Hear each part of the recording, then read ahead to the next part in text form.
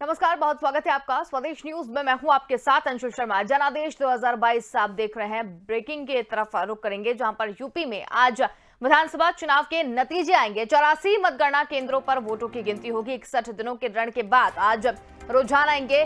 तमाम अटकलों दावों के बाद अब परिणाम की बारी। योगी तोड़ेंगे 71 साल का रिकॉर्ड या बनेंगे टीपू सुल्तान, ये एक बड़ा प्रश्न बना हुआ है।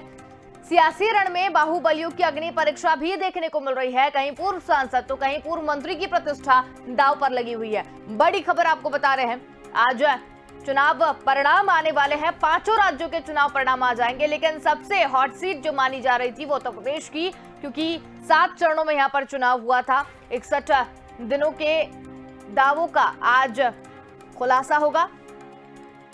अटकल और दावों के बाद अब परिणाम की बारी। किसके सर ये ताज सजेगा? उत्तर प्रदेश को कौन जीत पाएगा, इसका फैसला आज होगा। तो बड़ी खबर आपको बता रहे हैं। सियासी रण में कई बाहुबलियों की भी अग्नि परीक्षा देखने को मिल रही है। कहीं पूर्व सांसद तो कहीं पूर्व मंत्री की प्रतिष्ठा भी दांव पर लगी हुई है। यूपी में आज आएंगे विधानसभा चुनाव के नतीजे। 84 मतगणना केंद्रों पर वोटों की गिनती हो रही है। अटकलों और दावों के बाद अब परिणाम की बारी। इस वक्त की बड़ी खबर हम आपको बता रहे हैं। 71 साल का योगी रिकॉर्ड तोड़ेंगे या फिर टीपू सुल्तान बनेंगे, एक बड़ा प्रश्न बना हुआ है। सियासी रण में बाहुबलियों की अग्नि परीक्षा भी देखने को मिल रही है। इस वक्त की बड़ी खबर आपको बता रहे हैं। यूपी में आज विधानसभा चुनाव के नतीजे आएंगे।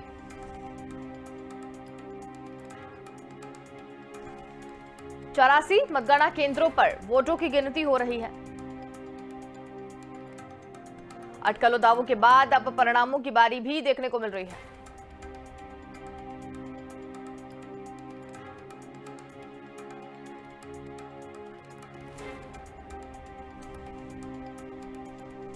इस वक्त की बड़ी खबर आपको बता रहे हैं। सियासी रण में बाहुबलियों की अग्नि परीक्षा देखने को मिल रही है। कहीं पूर्व सांसद तो कहीं पूर्व मंत्री की प्रतिष्ठा दांव पर लगी हुई है। बड़ी खबर आपको बता रहे हैं। यूपी में आज विधानसभा चुनाव के नतीजे आ रहे हैं। इस वक्त की बड़ी खबर आपको बता रहे हैं लगातार।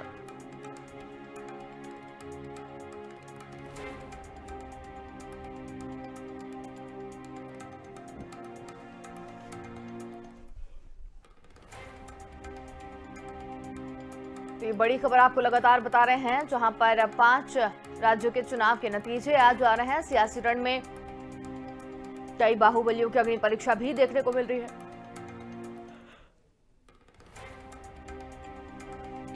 कहीं पर पूर्व सांसद तो कहीं पूर्व मंत्रियों की प्रतिष्ठा दांव पर लगी है। और ज्यादा जानकारी के लिए यूपी एडिटर अखिल सिद्दीकी हमारे साथ यहां पर जुड़ गए हैं। जी अखिल, आज 84 मतगणना केंद्रों पर वोटों की गिनती की जाएगी। किसके सर ये ताज सजेगा, इसका फैसला आज हो जाएगा, क्या कुछ अधिक जानकारी?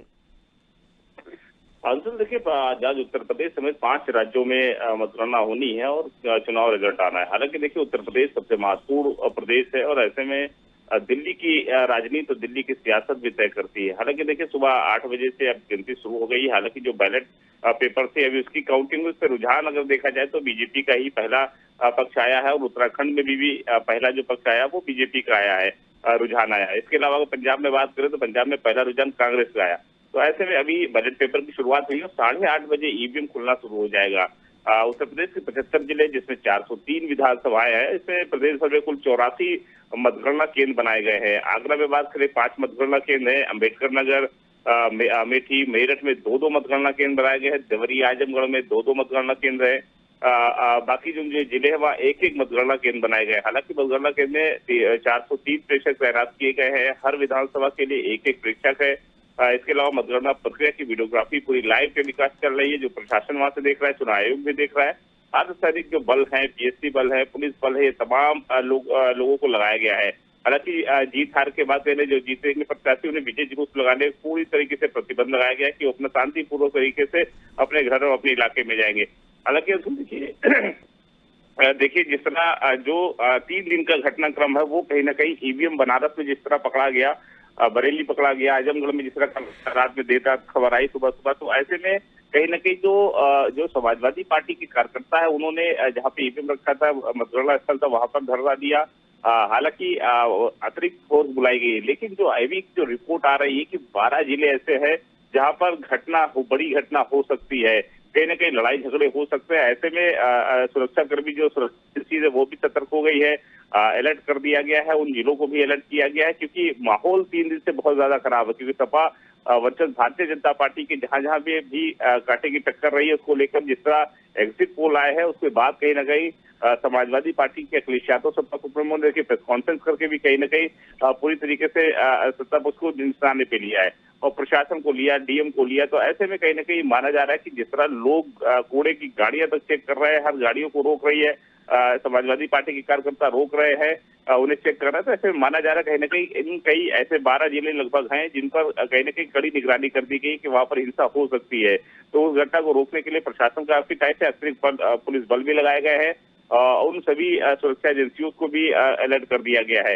हालांकि सख्ती से प्रशासन पालन करा रहा है कि कोई भी अगर जीतता है तो उसे कहीं ना कहीं जुलूस निकालने में प्रतिबंध किया गया है।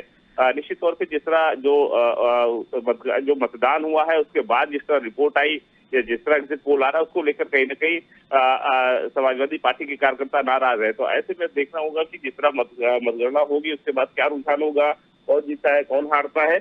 लेकिन निश्चित तौर पे हिंसा को लेकर, लड़ाई को लेकर कई खबरें आ रही है, तो ऐसे में इसे रोकने के लिए प्रशासन सख्ती से पालन करा रहा है, चुनाव आयोग भी पालन कराने की कोशिश कर रहा है निश्चित तौर पर। इसके अलावा देखिए जो बड़े चेहरे हैं, जहां पर पूर्वांचल में सबसे ज्यादा जो मतदान के दौरान जो घटनाएं हुई हैं वहां पे भी सबसे ज्यादा सख्ती का जो सुरक्षा है व्यवस्था उसे पालन कराने के एडीजी ने भी और डीजीपी ने भी ऑर्डर दे दिया है। तो ऐसे में उस पर भी निगरानी रखी जा रही है। साथ में अभी 8:30 बजे तक ईवीएम की जो काउंटिंग है वो शुरू हो जाएगी। उससे पहले अभी बैलेट पेपर का जो बैलेट पेपर है उसका रुझान आना शुरू हो गया है। अंशुल, चलिए अखिल जी आप बने रहिए हमारे साथ और भी खबरों पर हम आपसे जानकारी लेते रहेंगे। सियासी रण में बाहुबलियों की परीक्षा लगातार बनी हुई है, कहीं पूर्व सांसद तो कहीं मंत्रियों की प्रतिष्ठा दांव पर लगी हुई है।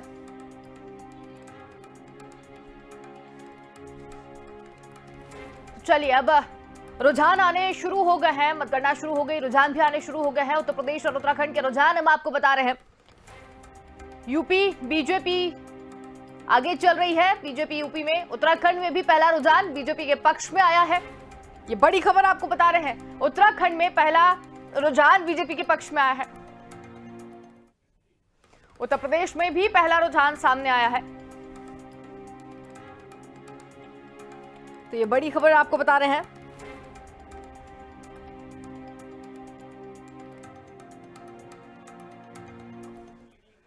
तो यूपी में बीजेपी आगे चल रही है, उत्तराखंड में भी पहला रुझान बीजेपी के पक्ष में आया है। उत्तर प्रदेश और उत्तराखंड में भी रुझान आने शुरू हो गए हैं, पहला रुझान बीजेपी के पक्ष में।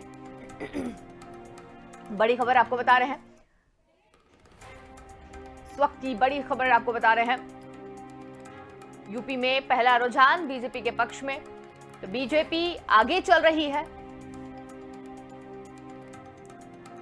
इसके बाद उत्तराखंड में भी पहला रुझान बीजेपी के पक्ष में आया है।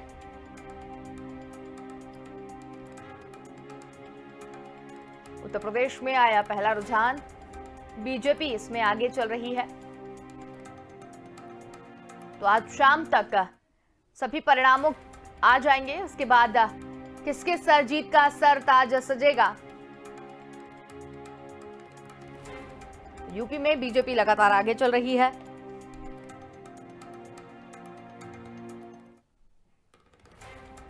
उत्तर प्रदेश समेत 5 राज्यों में विधानसभा चुनाव के लिए वोटिंग की गिनती शुरू हो गई है। तो ये बड़ी खबर हम आपको बता रहे हैं, जहां 5 राज्यों के चुनाव के परिणाम आज आने हैं। उत्तर प्रदेश की अगर बात करें तो रुझान आने शुरू हो गया है, जिसमें पहला रुझान जो है वो बीजेपी के पक्ष में आया है।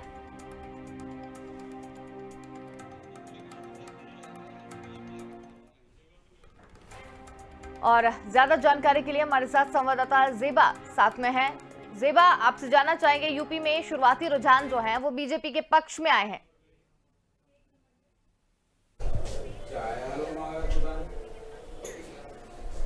जी बिल्कुल, जो जैसे कि और चैनल्स जो है एग्जिट पोल लगातार दिखा रहे थे और उसमें भी जो लगातार बीजेपी पार्टी की ही सीटों की बढ़त दिखा रहे हैं, उसी को मद्देनजर रखते हुए जो ज्यादातर रुझान आ रहे हैं वो बीजेपी के ही पक्ष में आ रहे हैं। बिल्कुल जेबा, लेकिन जिस तरीके से बीजेपी के लिए कई तरीके की चुनौतियां यहाँ पर देखने को मिल रही थी, तो क्या इससे मतलब ये तो चलिए शुरुआती ही रुझान है, तो क्या मान लिया जाए कि बीजेपी के पक्ष में अभी भी जनता है?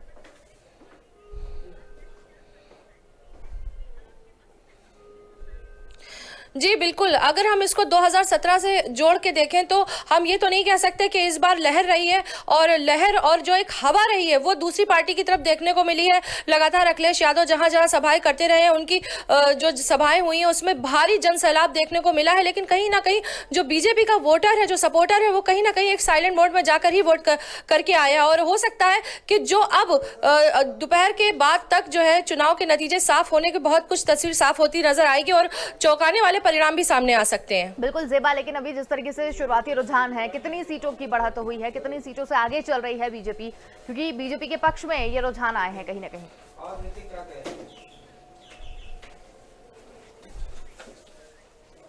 जी बिल्कुल, बीजेपी के पक्ष में ही रुझान आ रहे हैं और जिस तरीके से जो सीटों की बढ़त देखने को मिल रही है, लगातार हम यूपी की बात करते हैं तो बीजेपी जो है वो 2017 में पूरी तरीके से पूर्ण बहुमत की सरकार लेकर आई थी। अगर हम उसको 2022 से जोड़ के देखें तो सीटें कह सकते हैं बीजेपी को लेके भले ही कम हो सकती हैं, बिल्कुल, लेकिन एक नील पोजीशन पे बीजेपी कभी नहीं जा सकती है।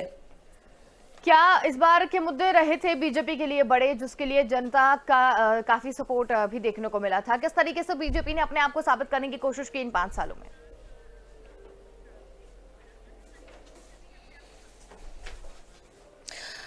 देखिए, बीजेपी की जहां हम बात करें तो सबसे पहले उत्तर प्रदेश की बात आती है, जहां पर जो शुरुआती मुद्दा रहा है 2017 में सरकार बनाने के बाद में जो बुलडोजर नीति है, जो लास्ट चरण का चुनाव गया है वो बुलडोजर नीति पे आधारित रहा है, जो कि मऊ और वगैरह की जितने भी जगह हैं वहां पर माफियाओं पर नकेल कसी गई है। और इसके अलावा हम अगर बीजेपी की जनता को लेकर बात करें तो काफी योजनाएं बनाई गई हैं, जिसमें राशन की योजना सबसे अहम रही है, जिसमें जो नीचे तबके का एक जो जनता है वो लगातार बीजेपी से राशन ले रही है, उनसे सुविधाएं उठा रही है और कहीं ना कहीं वोटर जो है वो बीजेपी की सपोर्ट में नजर आता रहा है। बिल्कुल जेबा, लेकिन अगर विपक्ष की बात करें तो विपक्ष भी कहीं ना कहीं एक मजबूत स्थिति में था। हालांकि रुझान जो सामने आया है उसमें बीजेपी आगे चल रही है, लेकिन ये जो चुनाव के गणित होते हैं ये काफी उलझाने वाले होते हैं। कभी कोई आगे होता है, कभी कोई आगे होता है। शुरुआती जरूर रुझान हो सकता है बीजेपी के पक्ष में है। आने वाली चीजों में जब मतगणना शुरू हो चुकी है, जैसे जैसे मतगणना बढ़ती जाएगी तो हो सकता है विपक्ष के भी पक्ष में ये रुझान आने लगे। तो विपक्ष की क्या भूमिका इस बार रही थी?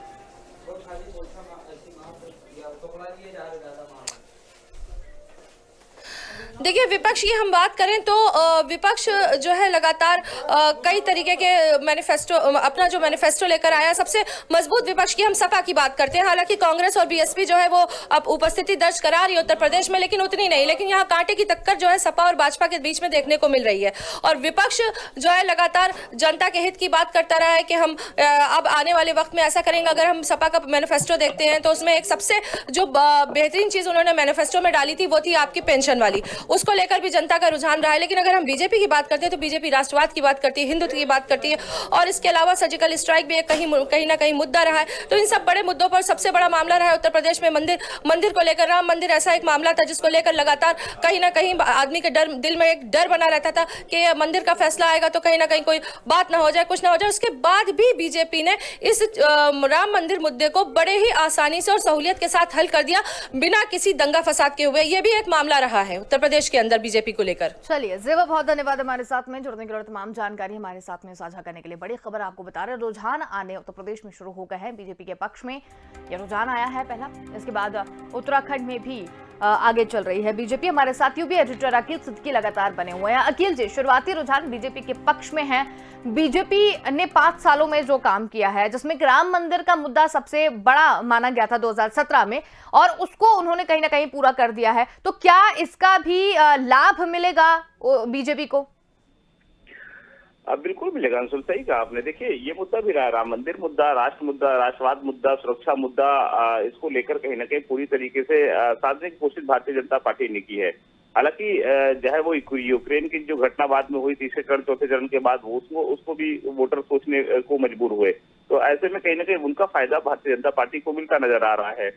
इसके अलावा अगर देखिए बात करें, जो है वो विकास का मुद्दा रहा भारतीय जनता पार्टी, सबसे ज्यादा जो प्रभावित लोगों को किया वो है मुफ्त अनाज योजना। तो कहीं ना कहीं राशन योजना जो चला उसको लेकर कहीं ना कहीं हर वोटरों ने सोचा है, जिनको मिला है, इसको लेकर कहीं ना कहीं अगर कहीं पर 25 लोग खड़े हैं तो उसमें से 15 लोग उस बात को लेकर समर्थन करते रहे भारतीय जनता पार्टी के। तो ऐसे में जो भी रुझान अब आ रहे हैं वो उसका लाभ, उस योजना का लाभ कहीं ना कहीं मिला है भारतीय जनता पार्टी को। राम मंदिर का मुद्दा जो रहा है वो हमेशा भारतीय जनता पार्टी के पक्ष में रहा है। राम मंदिर का जो है वो फैसला हो, चाहे राम मंदिर बनाने को जो निर्माण जो कार्य शुरू हुआ उसको लेकर अंशुल कहीं ना कहीं वोटरों ने सोचा है, बीजेपी के वोटर ने, तो उसको लेकर कहीं ना कहीं एकजुट हुए हैं। ये रुझान उसी का नतीजा दिखा रहा है कि राम मंदिर हो, राष्ट्र सुरक्षा को लेकर रहा हो, उसको लेकर जिस तरह जो नतीजे आ रहे हैं उसको कहीं ना कहीं उन वोटरों को, चाहे वो पश्चिमी यूपी से लेकर पूर्वांचल तक साधने की कोशिश, उन मुद्दों को भारतीय जनता पार्टी बुलाने में कामयाब रही है।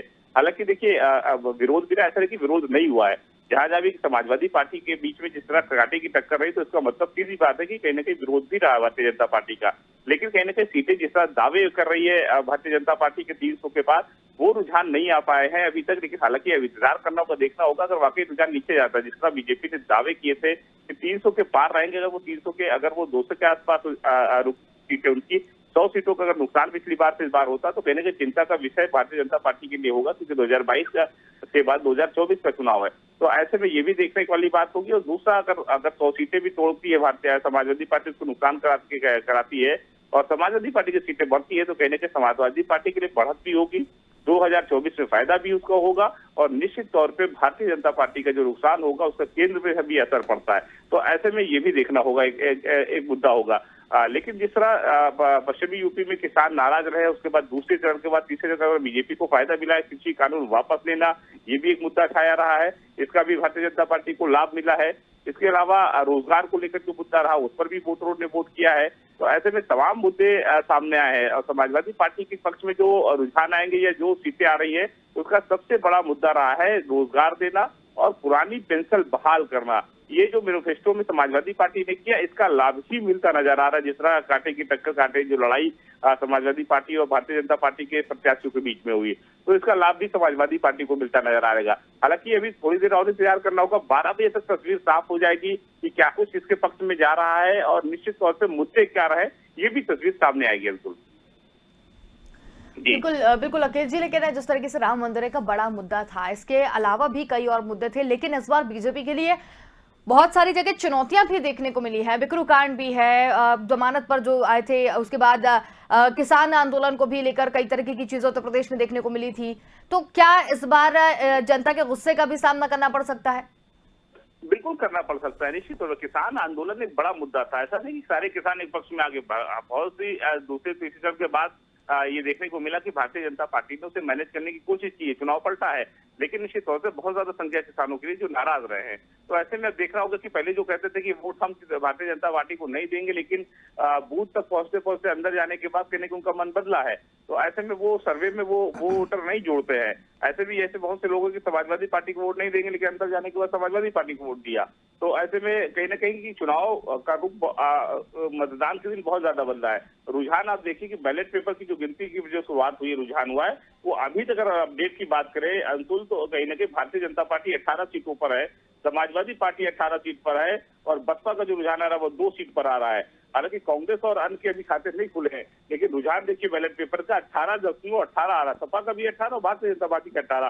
तो ये मानिए कि हर जगह जिस तरह कांटे की लड़ाई रही है, उसका नतीजा यही है कि जो जब कांटे की लड़ाई रही तो कांटे पर ही मीटर रुकेगा, कहीं ना कहीं वो उसका रुझान भी दिख रहा है। इसके अलावा इवन अगर बात करिए, देखिए पूरी तरीके से रुझान उसी हिसाब से चल रहा है। तो ऐसे में वो उन मुद्दों को लेकर जिस तरह वोटर ने जो वोट किया है, इसका निर्णायक भूमिका अब 2024 में भी दिखेगा। जिस तरह ये रुझान आएगा, उत्तर प्रदेश का जिस तरह इतिहास होगा आज कि कौन, अगर भारतीय जनता पार्टी की अगर सरकार बनाती है और सीटें कम आती है, तो ये उनके लिए चिंता का विषय होगा। 2024 का कहीं ना कहीं जो तैयारी होगी उस पर भी असर पड़ेगा। अब ऐसे में अगर समाजवादी पार्टी सरकार बनाती है या उसके पक्ष में मत आता है, रुझान आता है, तो कहीं ना कहीं बीजेपी के लिए 2024 बहुत ज्यादा नुकसानदायक होगा।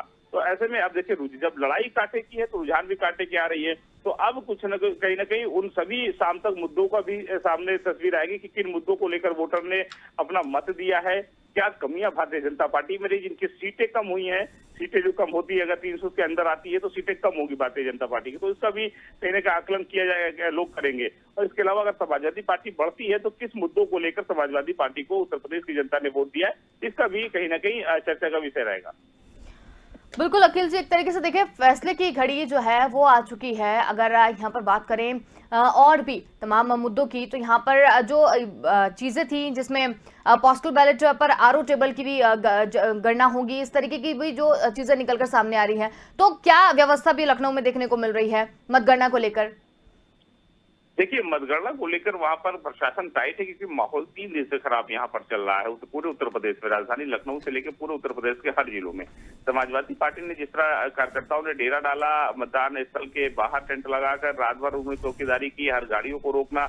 आप आज भी देखिए, कई ऐसे जिलों से खबरें आ रही जहां पर प्रशासन की गाड़ी मतदान स्थल के अंदर नहीं जाने दिया गया है, उसके अंदर बैलेट पेपर कई जगह पकड़े गए। तो ऐसे में कहीं ना कहीं जो समाजवादी पार्टी के जो कार्यकर्ता वो काफी सतर्क है। और अखिलेश यादव ने जिस तरह प्रेस कॉन्फ्रेंस करके, ट्वीट करके, फेसबुक, सोशल मीडिया पे लोगों को अपील की, 75 जिलों के सभी विधानसभा के प्रत्याशी वो कहीं ना कहीं अपने अपने ईवीएम की रखवाली करे। तो देर रात तक वो 3 दिन से रखवाली कर रहे हैं, हर गाड़ियों को रोकना। आजमगढ़ में देखिए जिस तरह लोग सड़कों पर उतरे। तो ऐसे में कहीं ना कहीं जिस तरह आईबी की रिपोर्ट गई कि 12 जिलों में हिंसा हो सकती है, उसको लेकर अलर्ट करना कि हाँ, लड़ाई झगड़ा निश्चित तौर पर हो सकती है, जिस तरह घटनाक्रम सामने नजर आ रही है। तो ऐसे में लोग जो है अधिकारियों के खिलाफ हो गए हैं। तो ऐसे में देखना होगा कि मतदान स्थल के अंदर काउंटिंग सही तरीके से, निष्पक्ष तरीके से होना, वहां पर कोई लड़ाई झगड़ा ना होना, कासुरी ना होना, उसको कंट्रोल अगर कर लेते हैं, चिंगारी नहीं लगती है तो कहीं ना कहीं फिर इससे काबू पाया जा सकता है। चलिए अखिल जी, बहुत धन्यवाद हमारे साथ में जुड़ने के लिए और तमाम जानकारी हमारे साथ साझा करने के लिए। बड़ी खबर आपको बता रहे हैं, 5 राज्यों की मतगणना शुरू हो गई है। शुरुआती रुझान आने शुरू हो गया है, जिसमें बीजेपी आगे चल रही है। उत्तराखंड की अगर बात करें तो वहां पे भी बीजेपी आगे चल रही है, और उत्तर प्रदेश की बात करें तो बीजेपी लगातार अपनी जगह बनाई हुई है।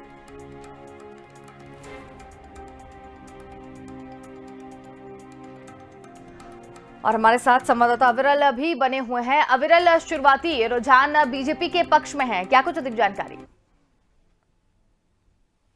विधानसभा चुनाव जिस तरीके से हुए हैं, ऐसे में समाजवादी पार्टी रही हो या फिर भारतीय जनता पार्टी, इन्होंने उतर कर मैदान में पूरी तरीके से जो एक माहौल बनाया था अपने अपने पक्ष में, तो वो सीधे तौर पर ये देखा जा सकता था कि समाजवादी पार्टी भारतीय जनता पार्टी को सीधे टक्कर देती हुई नजर आ रही थी।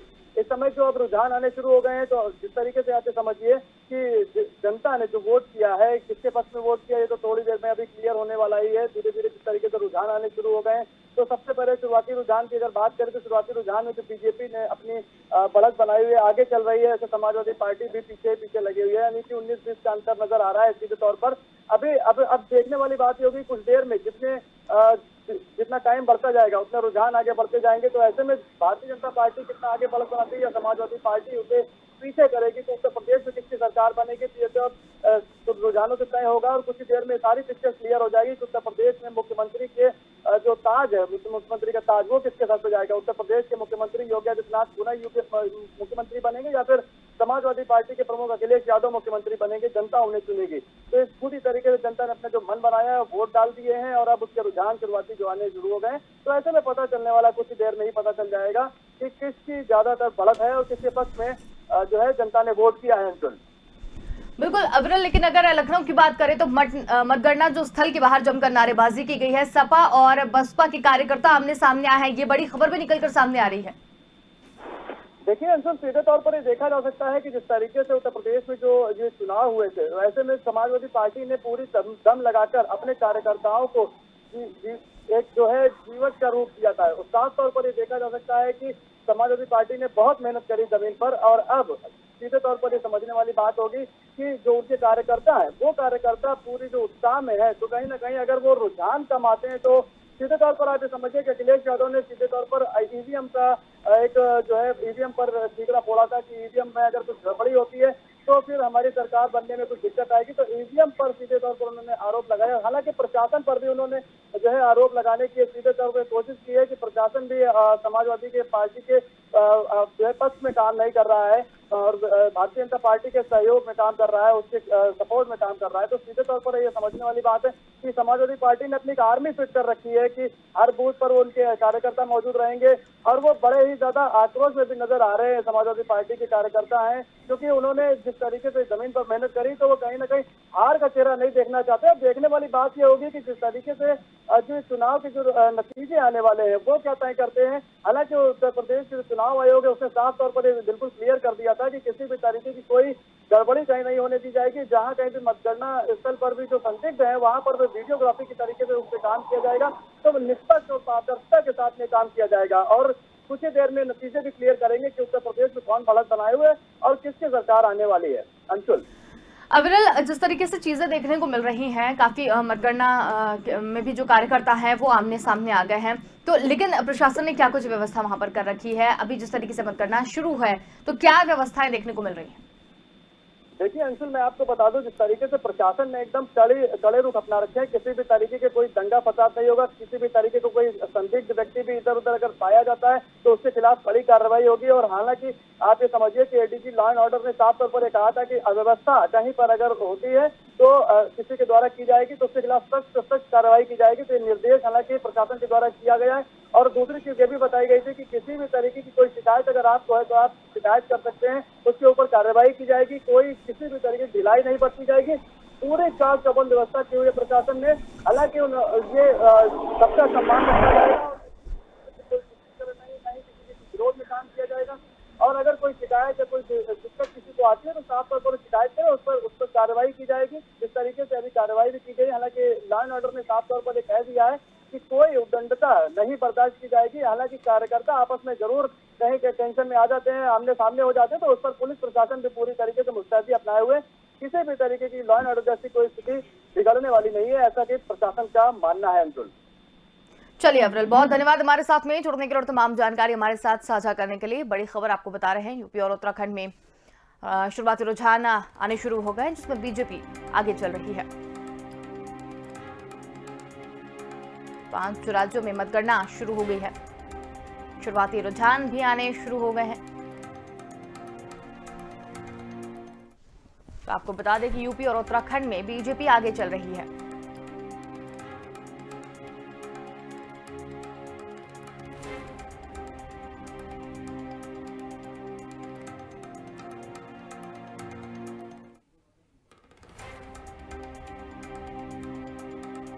वक्त की बड़ी खबर आपको बता रहे हैं, शुरुआती रुझान भी आने शुरू हो गए हैं।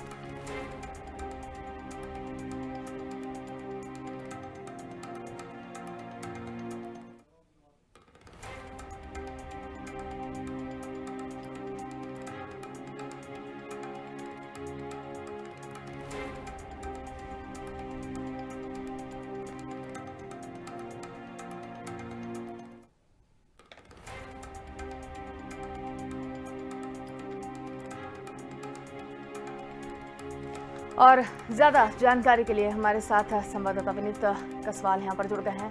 विनीत, उत्तराखंड में मतगणना को लेकर सुरक्षा चाक चौबंद व्यवस्था देखने को मिल रही है। इसके बाद ही मतगणना के लिए 6500 पुलिसकर्मियों की ड्यूटी भी लगाई गई है।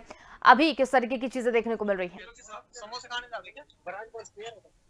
विनीत जी, हमारी आवाज पहुंच रही है अब तक?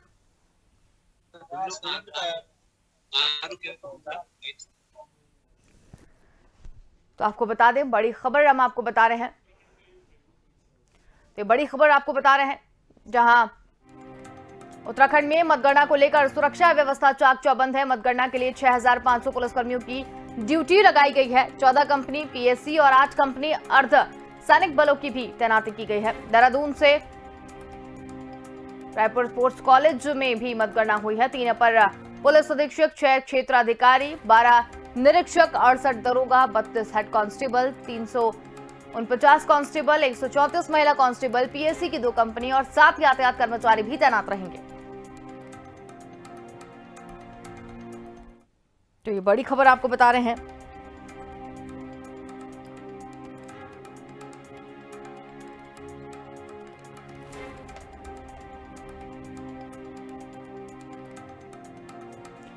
देहरादून से ये बड़ी खबर आपको बता रहे हैं, जहां मतगणना के लिए 6500 पुलिसकर्मियों की ड्यूटी लगाई गई है।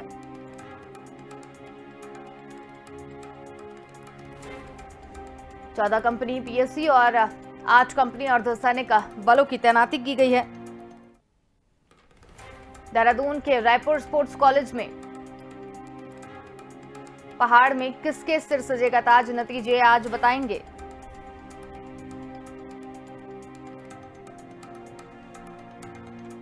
और ज्यादा जानकारी के लिए संवाददाता विनीत कसवाल हमारे साथ जुड़ गए हैं। जी विनीत, मतगणना शुरू हो चुकी है उत्तराखंड में भी, किस तरीके की चीजें देखने को मिल रही हैं?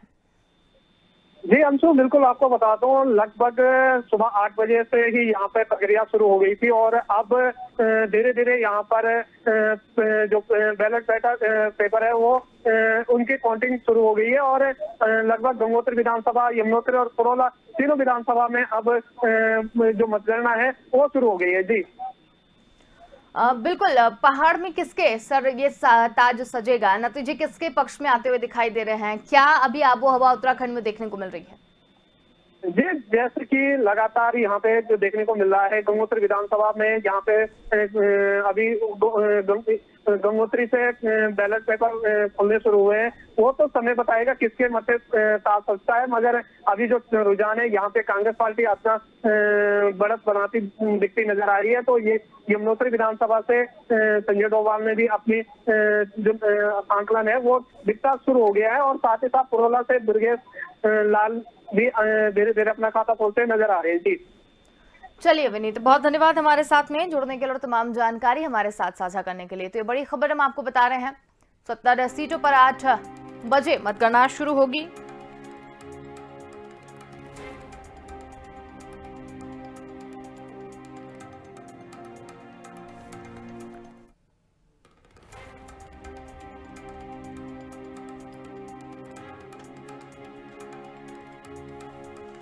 ये बड़ी खबर आपको बता रहे हैं, जहां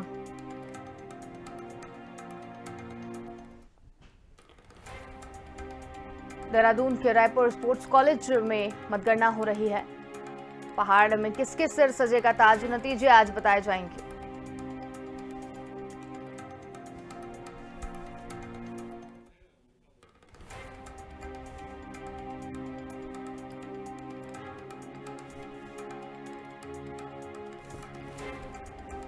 तो बड़ी खबर आपको बता रहे हैं। चलिए एक और बड़ी खबर उत्तर प्रदेश से हमें मिल रही है, जहां पर रुझान आने शुरू हो गए हैं। गोरखपुर सदर से योगी आदित्यनाथ आगे चल रहे हैं। इस वक्त की बड़ी खबर आपको बता रहे हैं, लगातार गोरखपुर सदर से योगी आदित्यनाथ आगे चल रहे हैं। यूपी के शुरुआती रुझानों में बीजेपी आगे चल रही है और इसके साथ ही अगर गोरखपुर की बात करें तो गोरखपुर सदर से योगी आदित्यनाथ आगे चल रहे हैं। यूपी के शुरुआती रुझानों में बीजेपी आगे चल रही है।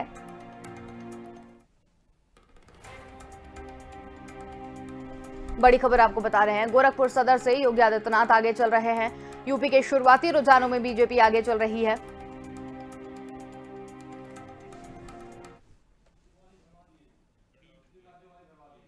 और फिलहाल के लिए इस बुलेटिन में इतना ही। देखते रहिए स्वदेश न्यूज, क्योंकि सबसे पहले देश।